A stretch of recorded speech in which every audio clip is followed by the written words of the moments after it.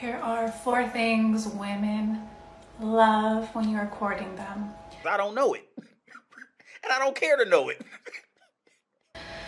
She wants consistency. She wants follow through. She wants you to do what you say you're gonna do. If you can't, just communicate. It's that simple. And she wants you to feel into her timing.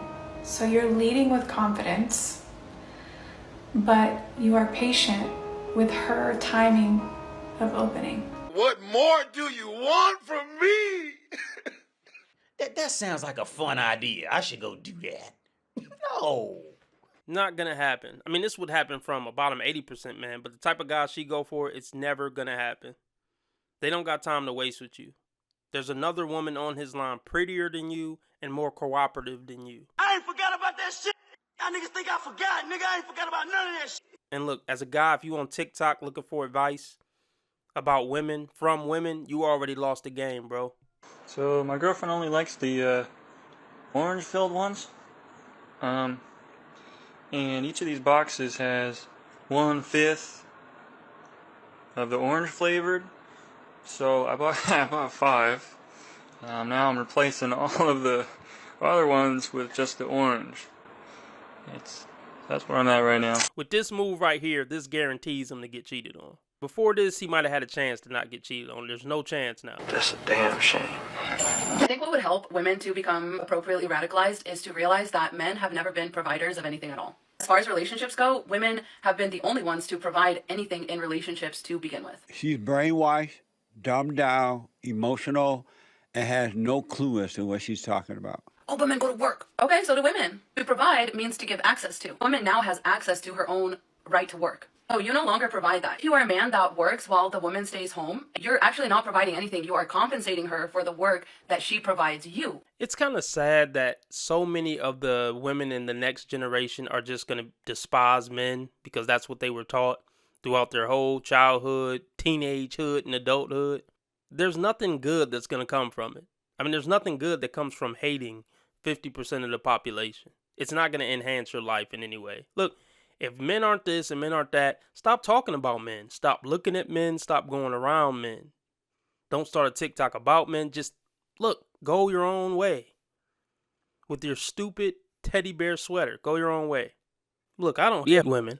I really would like women to listen to this channel and learn something, so maybe men and women can come back together. We're better together than we are apart when women are being submissive and cooperative and playing their natural feminine role. And that she provides you a clean house and a home-cooked meal every night. So she's providing, you are just compensating. And that's what I think men and women really need to understand these days. The terms of engagement are no longer the same. The things that men used to provide to women were not things that men themselves had to work for. They were simply rights that weren't given to women to make them dependent on men. To be dependent on someone is not to be provided for. It's to have access by proxy to your most basic needs and your basic survival. That's not actually provision. The things that women grant men access to within relationships are valuable, and men don't have access to them outside of a relationship with a woman. I'm very tired of all of the lies. Not a lot of conversation about the really beautiful parts of men. Aside of their money, aside of their things that we are attracted to that don't get a lot of attention. And I know a lot of men are not going to listen to me or believe me, but when I tell you these attributes are so sexy. Number 1 is vulnerability. Why the fuck you lying? Why you always lying? Oh my God. Stop your fucking lying. When a man can be honest about the trials and tribulations of life, how it made him feel, what he learned from it, how he grew, how he found resilience, how he's changed over time, and honestly and authentically articulate these things to his partner, to his friend, to his therapist. Fortunately, a lot of men think that it's best to be a macho man. Don't cry, blah, blah, blah. Definitely never cry in front of your woman. Look, you could talk about certain things, but you have to do it in a certain way. You can't come across vulnerable. Like, you can be vulnerable in a masculine way without it coming across like weak and like you crying and being a little punk. But most guys don't know how to walk that line. So I would say, as far as in the context of a relationship, you would be better off not getting vulnerable with your woman. I would rather you go to therapy and not let her know that you went to therapy, because that might make her lose respect for you too. Because she's going to think, well, is your mind not intact? Well, if your mind's not intact, how can you lead us and the family and protect us? If you need therapy your damn self. Women want you to be their therapist. So if you need therapy, then everything is, out of whack. How you going to keep my crazy brain in check when your brain ain't in check? Me and I wouldn't have done it, and if I don't know you, then please stop interrupting me. The thing is, when I got down on one knee again, I got interrupted. Good Lord. I'm done with this. It's unbelievable, just dense, just ridiculous. Fellas, never get in your feelings like this. Never scream, never get in your emotions, because she's going to beat you at that emotional game. And she's going to keep pushing you until you do something you regret. Just walk away. There's no point in even engaging with these women who just can't shut up, can't let you get a word out edgewise. Look, it's better to just not have anything to do with that woman.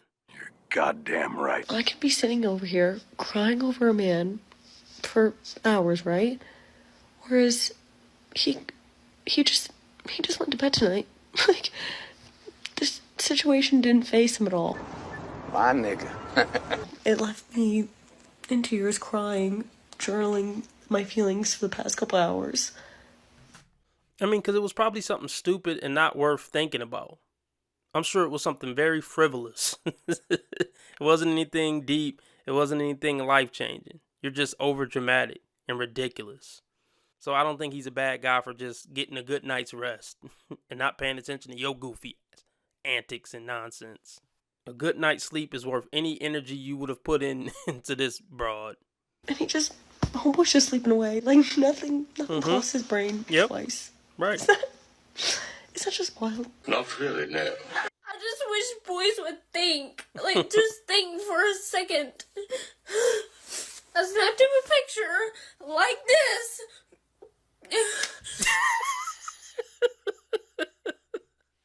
How does anybody take these people serious? I don't think they do. I don't think anyone in this woman's life take her serious. Even her parents. But you don't know if it's true. It can't be true. How's it possible? Hey, hit the links below, man.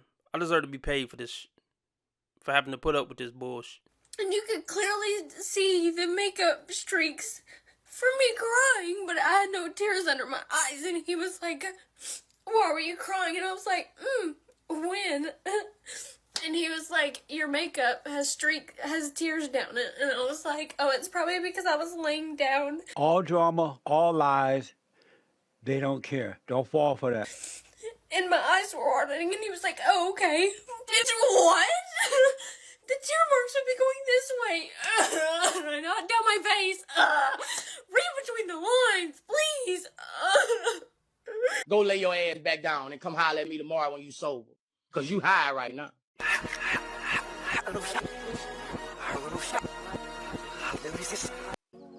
They're not attracted to men. I mean, 96% of the time, that is accurate. What I mean by this is that women only find about 4% of men physically attractive. That's correct. At least attractive enough that they'd want to sleep with them solely based on appearances. This is very different for men. Men find 60% of women attractive enough that they'd want to sleep with them just based on appearances. Of course, there are exceptions to this and generalizations. But that is such a huge difference that you could statistically say that women are just not attracted to men. See, there's always gonna be some real sad parts in life that's hard to accept. That wishing something was different won't make it so. They're learning the difference between things they can change and things they can't. That's one of life's toughest lessons. Take it from someone who's been there. Take it from me, Mr. G. I would totally agree with this generalization. Most women see 80% of men as either something to fear or something to make fun of and laugh at or dismiss. Or something to use, of course. But yeah, women aren't biting their bottom lip for 90% of guys. 80 to 90% of guys. So if you don't look like a supermodel when a woman hitting on you fellas, 9 times out of 10 it's a setup. Look for dudes running in with a mask shortly. One suspect motions with a gun for his accomplice to kick it in. Whereas 60% is a majority, and so men are attracted to women in general. Now, some men have a really hard time wrapping their head around this, because their concept of attraction is based on appearances. This is why statistically, the male version of pornography is an image, but the female version of pornography is not an image.